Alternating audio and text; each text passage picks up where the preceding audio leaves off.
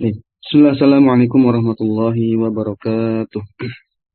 Alhamdulillah wassalatu wassalamu ala rasulillah la hawla wa la quwata illa billah amma ba'du.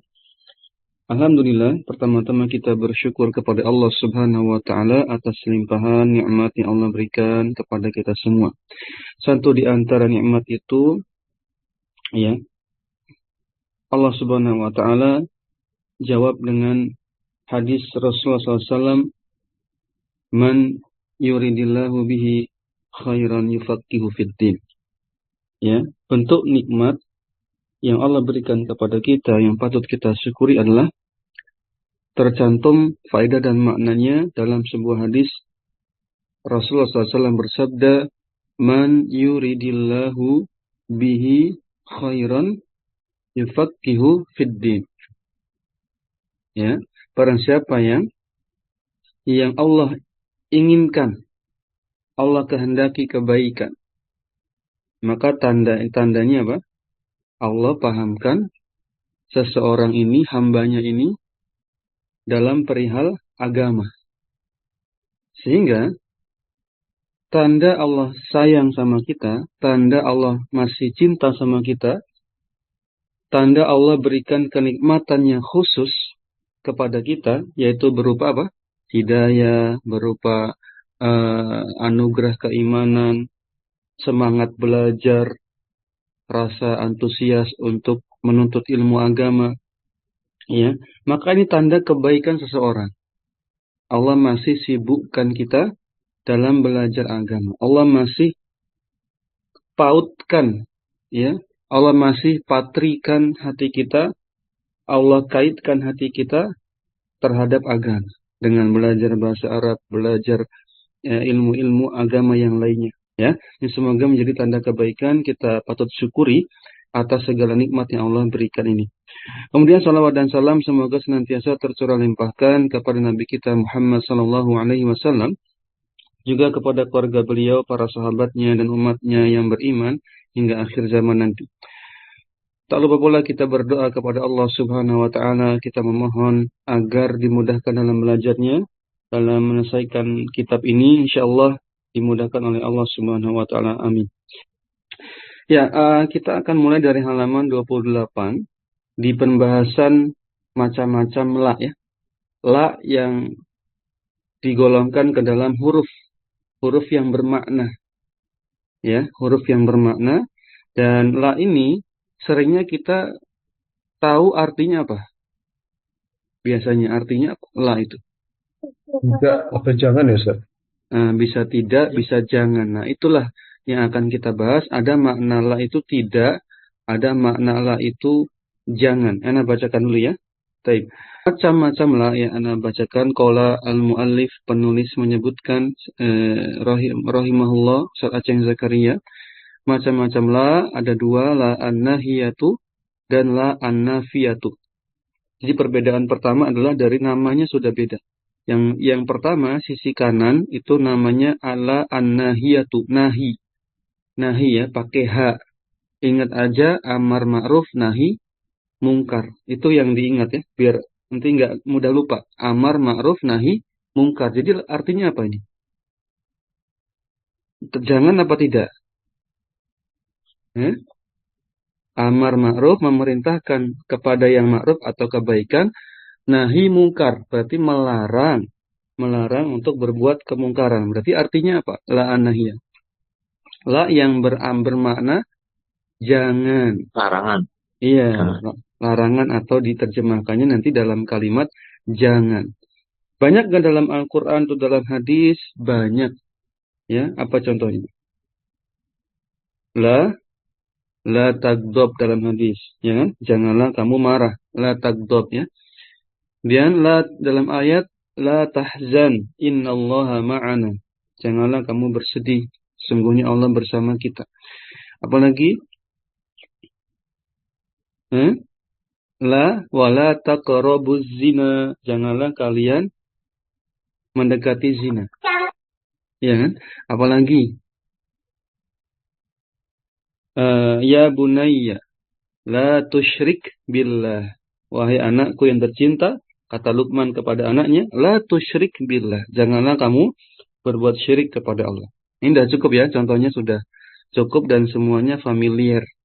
Baik ya, ini nahi. Apa artinya? Kita lihat artinya, mata jazimul mudhari'ah. Yaitu huruf la yang bisa menjazmkan fi'il mudhari'. Menjazmkan artinya apa? Menjazmkan itu artinya membuat akhirannya itu memiliki tanda-tanda jazm. Tanda-tanda jazm ada tanda utama dan ada tanda cabang, tanda turunan. Tanda utama jazm akhirannya apa? Fi'il mudhari. Biasanya. Harokatnya apa? Kalau jazm itu, majzum ini sebenarnya nanti di pelajaran nahwu ya, dilengkapinya. Ya, jadi bisa dicatat ya. Dalam bahasa Arab nanti ada istilah i'rab. I'rab artinya menjelaskan atau menerangkan alasan kita membaca akhiran kata. Kapan kita baca dhamma akhirannya, kapan kita baca fathah, kapan kita baca kasrah, kapan kita baca sukun, ya. Alasan kita menghapus suatu huruf di akhiran kata atau yang menghapus biasanya atau menyembunyikan harokat, maka kita harus tahu alasan dan bisa menjelaskannya. Namanya i'rab. Nah, i'rab ini ada 4 macam. Ada yang ingat? Ada yang pernah belajar? Yang pertama apa namanya? Marfu, ya kan? Atau rofa. Marfu atau rofa. Yang kedua mansub atau nasob. Mansub atau nasob. Yang ketiga, apa yang ketiga? Jar atau majrur. Sama ya, jar majrur ya. Majrur atau jar. Nama lainnya juga khofat. Khofatnya dalam kitab yang lain namanya khofat ya. Sudah? Yang terakhir namanya yang keempat i'rab jenisnya yaitu jazm atau majzum. Ini yang lagi kita bahas. Jazm atau majzum. Kita pelajari tanda utamanya terlebih dahulu. Masing-masing punya tanda utama. Kalau marfu yang pertama tadi, i'rab yang pertama, tandanya akhirannya dhammah. Contohnya ja'a Muhammadun, maka Muhammadun karena akhirannya dhammah dia disebut sebagai isim marfu gitu ya. Kalau mansub yang kedua, jenis i'rab yang kedua. Mansub cirinya tanda harokat akhirnya adalah fathah.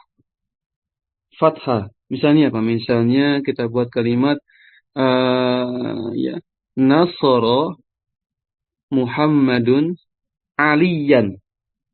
Mana yang fathah? Aliyan. Muhammad menolong Ali. Maka Aliyan disebut sebagai isim mansub karena akhirannya fathah. Paham ya? Itu mansub. Akhirannya fathah. Tanda utama ya. Yang ketiga, jenis i'rab yang ketiga ada majrur atau khofat tadi. Cirinya huruf terakhirnya, tanda majrurnya, harokat akhirnya kasroh. Contohnya apa? Contohnya minal jinnati wan nasi, ya kan?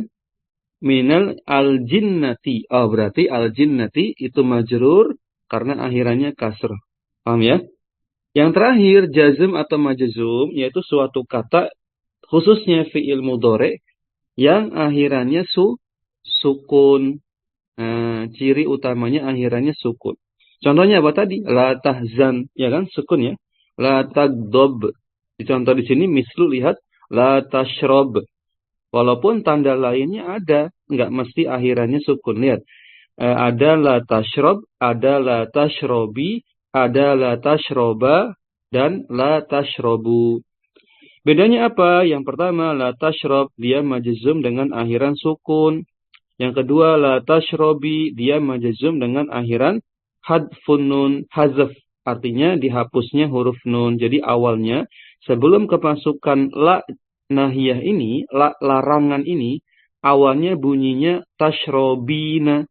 Ada nunnya. Karena kemasukan la nahiyah, nunnya dihapus. Nah, gitu ya. Itu rumusnya. Nah, yang ketiga la tashroba sama awalnya tashrobani dihapus jadi la tashroba. Yang terakhir pun demikian.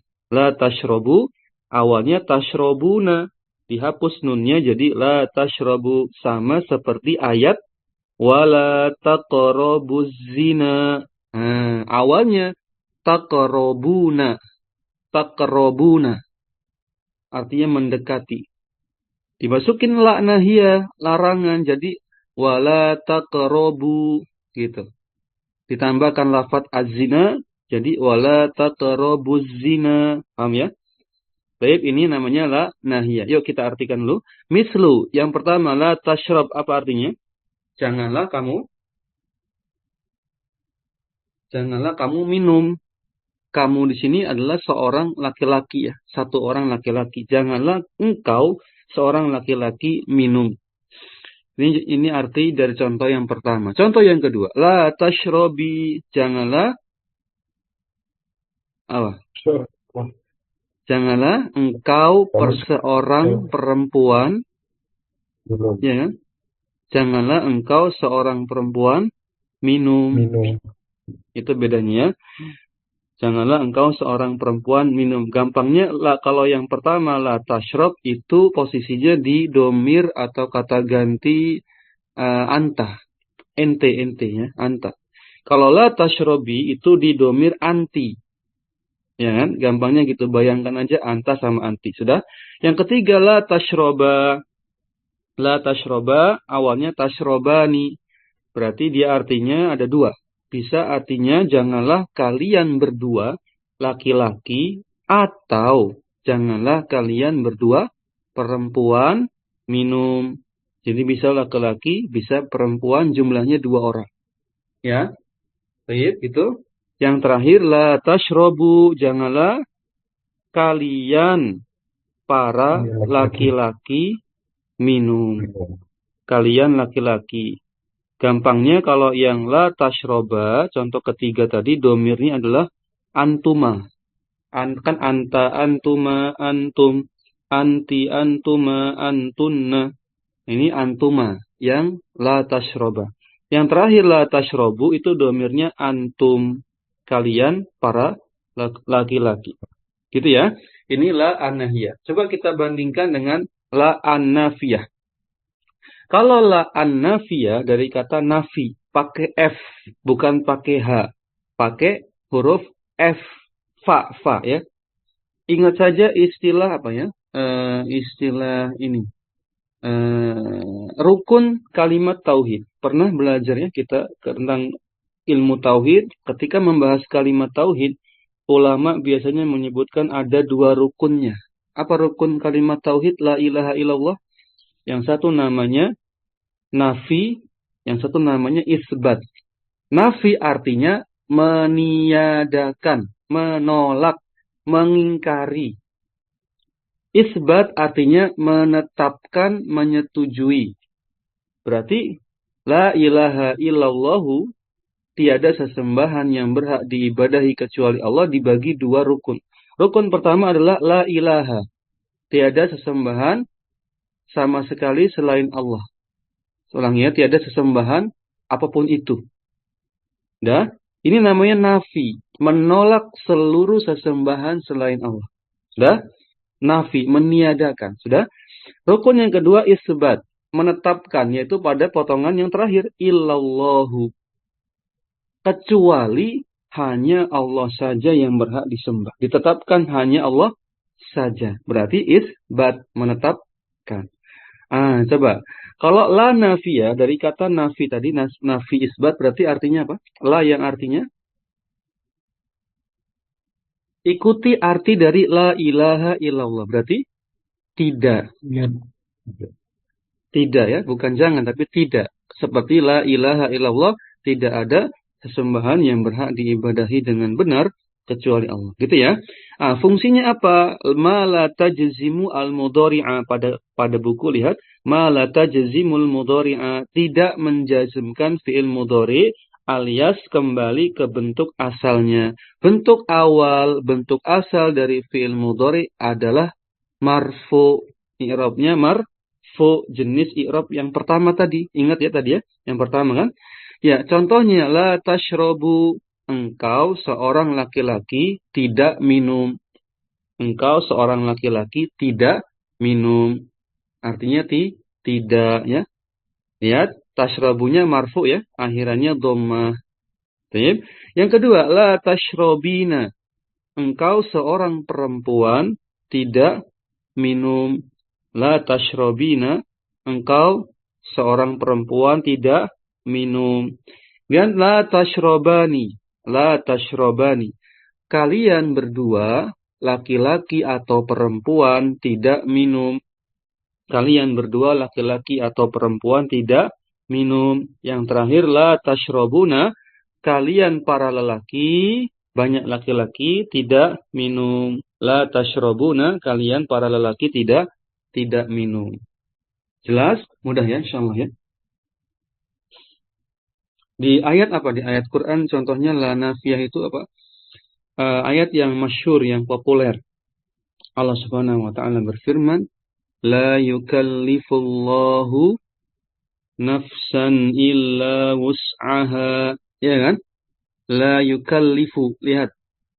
La yukallifullahu nafsan illa wus'aha. Allah tidaklah membebani kepada diri seseorang itu di luar kemampuannya. Nah, artinya di sini apa? Tidak, ya kan? La-nya tidak. Sehingga lafadz fi'il mudhari'nya yukallifu itu tidak majzum, tidak berakhiran sukun tapi berakhiran dhammah. La yukallifu, gitu ya. Jelas ya? Baik. Jika tidak ada pertanyaan, kita lanjutkan at-tamrin latihan. At-tamrinu al-awwal, latihan yang pertama, imla'il faragha bi fi'lin munasibin. Imla itu isilah gitu ya, penuhi. Penuhilah al-faragha, bagian yang kosong, bi fi'lin munasibin, dengan fi'il atau kata kerja yang sesuai. Lihat di situ ada kategorinya, ada fi'il madi, ada fi'il mudhari, ada fi'il amr, ada amr ghaib, ada fi'il nahi. Kita ulangi lagi. Maknanya fi'il madi adalah kata kerja lampau.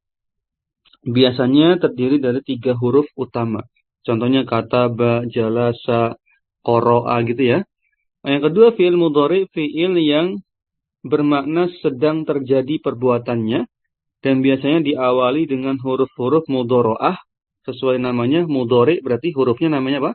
Huruf yang mengawali disebut huruf mudhari'ah, yaitu awalannya bisa pakai ya, bisa pakai ta, bisa pakai na, nun ya, na, atau bisa pakai hamzah, a. Biasanya pakai ya atau ta, yang paling sering pakai ya atau ta. Di sini contohnya pakai ya boleh, pakai tak boleh, nanti yang paling cocok aja yang mana ya. Sudah, ini fi'il mudhari ada 4 huruf, rumusnya fi'il madi ditambahkan dengan huruf mudhari'ah, atau huruf mudhari'ah ditambahkan dengan fi'il madinya, lalu harokat akhirnya dirubah jadi dhammah biasanya. Itu biasanya. Fi'il madinya misalnya kataba, 3 huruf, akhirannya fathah ya. Ciri khas fi'il madi akhirannya fathah. Kataba, jalasa, qara'a, fahima, semuanya akhirannya fathah biasanya. Nah, fi'il mudhari rumusnya huruf-huruf mudhari'ah tadi ditambahkan fi'il madinya, tapi syaratnya huruf terakhirnya di dhammah, diganti dhammah. Gitu ya. Baik. Lanjut fi'il amr. Fi'il amr itu kata kerja perintah. Biasanya akhirannya apa? Akhirannya sukun. Iqra, ijlis, ifham, apalagi uktub, gitu ya. Perintah, bacalah, iqra bismi rabbikal ladzi khalaq. Bacalah dengan menyebut nama Rabb yang telah menciptakan. Ya. Baik, gitu ya. Nah, yang berikutnya amr ghaib. Apa amr ghaib? Yaitu fi'il mudhari yang kemasukan lam amr. Lam amr adalah lam yang memberikan makna perintah, hendaklah gitu artinya. Namanya amr ghaib fi'il mudhari yang bermakna hendaklah. Hendaklah menulis, hendaklah engkau diam, hendaklah engkau berkata, man kana yu'minu billahi wal yaumil akhir falyaqul khairan aw liyasmut. Barang siapa yang beriman kepada Allah dan hari akhir, hendaklah dia berkata yang baik atau hendaklah dia diam. Nah, ini contoh praktek amr ghaib dalam hadis ya. Yang terakhir fi'il nahi. Nah, ya kalau fi'il nahi kata kerja fi'il mudhari yang diawali la nahiyah. Artinya janganlah engkau demikian gitu ya. Janganlah engkau demikian. Sudah, kita coba ya. Soal yang pertama diketahuinya cuma fi'il mudhari'nya saja yaitu yasjudu. Berarti fi'il madinya apa, Mas Riki? Sajadah atau sujudah ya? Sajada. Ya betul. Sajadah. Sajada. Artinya sujud ya, bersujud. Fi'il madinya sajada, fi'il mudhari'nya yasjudu, fi'il amrnya apa? Fi'il amrnya usjud. Usjud.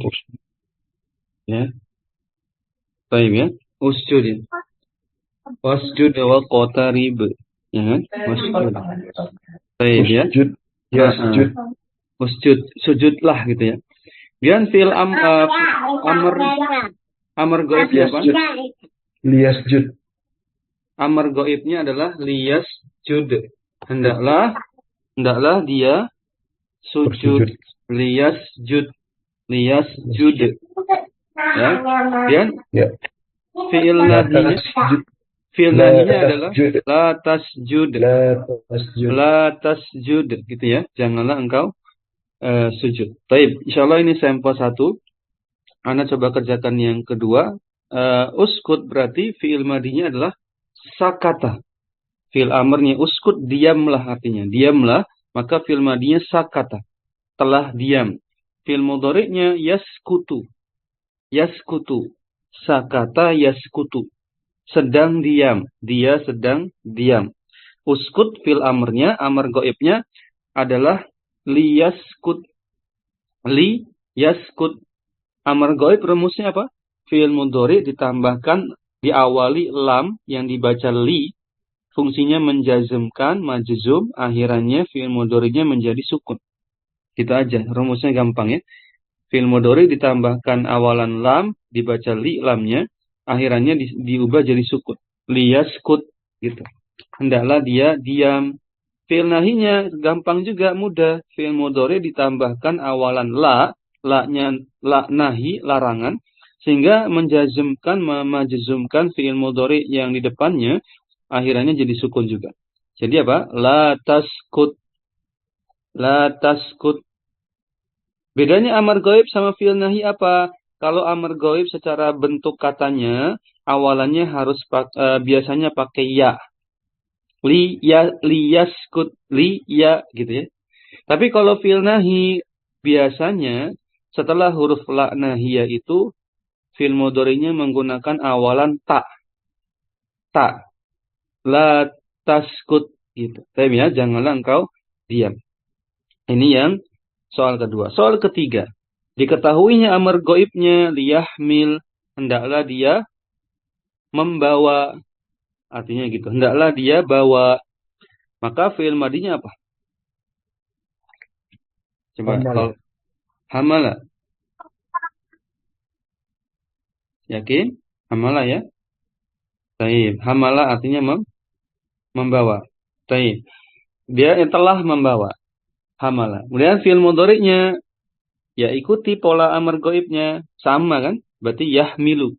Karena fi'il amar gaibnya liyahmil berarti mudhari'nya mirip-mirip, yahmilu gitu. Dia sedang membawa. Fi'il amarnya tinggal buang huruf awalan ya-nya atau ta-nya dibuang, huruf mudhari'ahnya dibuang, ditambahkan hamzah awalannya. Hamzah wasal namanya. Jadi ihmil gitu ya. Yang semula yahmilu jadi ihmil. Huruf terakhirnya juga disukun ya. Ihmil. Baik ya. Kemudian fi'il nahinya apa? Lebih mudah lagi. Fi'il nahinya larangan berarti yahmilu fi'il mudhari'nya ditambahkan la nahiyah awalannya, kemudian ya-nya diganti ta. Kemudian akhirannya disukun. La tahmil, janganlah engkau bawa. Dari kata ini muncul istilah hamil. Perempuan yang hamil disebut hamil karena dia membawa janinnya. Nah, ini pentingnya kita belajar bahasa Arab. Kita jadi tahu asal-usul istilah-istilah dalam syariat. dalam kitab-kitab para ulama, dalam Al-Quran, dalam hadis, kita tahu asal-usulnya. Dengan belajar bahasa Arab, khususnya ilmu sorof, ya, sorof yang sedang kita pelajari. Jadi istilah hamil, ibu itu sedang hamil. Berarti artinya ibu itu sedang membawa janinnya, kandungannya. Karena arti hamilah tadi apa? Membawa. Baik ya. Lanjut. Soal berikutnya. Soal yang keempat. Diketahuinya adalah fi'il nahinya, larangannya. Kita mulai dari fi'il madinya berarti apa? Kalau la ta'mal, janganlah engkau lakukan itu. Janganlah engkau berbuat ini dan itu. Maka fi'il madinya apa? Sebutkan 3 huruf utamanya. Yaitu selain huruf mudhoro'ahnya, selain huruf la-nya. Berarti apa? Amila fi'il madinya. Amila. Baik. Dan sebagai informasi, mengetahui fi'il madi kuncinya adalah sering baca. Sering baca kamus atau sering mengikuti kelas-kelas yang menambah mufradat. Di antaranya kelas muhadasah atau percakapan. Itu menambah mufradat kosakata kita. Atau dengan cara lain, sering ikuti pengajian-pengajian kitab. Ustadznya membawa kitab gundulnya, kemudian membacakannya di hadapan jamaahnya, kemudian menjelaskannya. Nah, ketika ustadznya membacakan kitabnya, kita juga punya kitabnya dan kita harokati, mengikuti ustadz membaca. Ini akan melatih skill kita dalam bahasa Arab. Ya, nanti akan nambah sendiri mufradat kita. Ini juga tipsnya. Jadi fi'il madi kuncinya murni dari seberapa besar kesungguhan kita membaca atau mendengarkan kajian-kajian kitab, atau cara kedua tadi apa? Yang kedua ya, yang pertama banyak membaca kamus, yang kedua yang ketiga tadi mengikuti kajian-kajian kitab. Ya, setidaknya 2 ini ya, yang paling penting. Nah, kalau fi'il mudhari, fi'il amr, amr ghaib, fi'il nahi ini acuannya ada rumusnya, pakai rumus. Contoh, kalau fi'il mudhari'nya yasjudu, maka fi'il amr itu terbentuk dari fi'il mudhari'nya.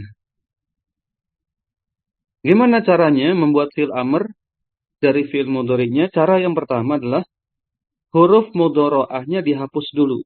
Bisa ya, ta, na, a, ya, dihapus dulu. Sudah? Kemudian akhirannya dijadikan sukun. Kemudian karena belum bisa dibaca, karena huruf mudhari'ahnya hilang, sedangkan huruf setelahnya adalah sin yang sukun, yasjudu, ya-nya kan dihilangkan dulu. Sin yang sukun ini kan nggak bisa dibaca karena dia sukun, awalan sukun. Caranya tambahkan hamzah wasol di awalnya. Harokatnya apa? Bisa a, bisa i, bisa u. Pilihannya cuma 2. I atau u. Tidak ada a untuk fi'il amr yang dasar. Ya, jadi tidak ada a awalannya untuk fi'il amr yang dasar. Cuma pilih u atau i. Kapan u? Ketika huruf tengah dari fi'il mudhari'nya berharokat domah juga. Contohnya yasjudu, huruf tengahnya atau ain fi'ilnya ikuti pola fa'ala, fa'ala, sajada. Berarti ain fi'ilnya mana? Huruf jim. Iya kan? Jimnya harokatnya apa di sini yasjudu? Dhammah. Berarti hamzah wasol yang menggantikan ya huruf mudhari'ah di sini diikuti harokatnya. Jadi mengikuti harokatnya jim jadi usjud. Itu selesai rumusnya. Ya. Tapi kalau huruf tengahnya misalnya harokatnya kasrah seperti tadi, hamila yahmalu, hamala yahmilu. Yahmilu huruf tengahnya atau ain fi'ilnya apa? Huruf ikuti pola fa'ala. Berarti ain fi'ilnya huruf hamila yahmilu. Yahmilu. Fa'ala berarti mim. Mimnya harokatnya apa? Kasrah. Berarti nanti hamzah wasol yang menggantikan huruf mudhari'ah yaitu ya, yahmilu, diharokati kasrah juga. Jadi ihmil. Fi'il amrnya apa?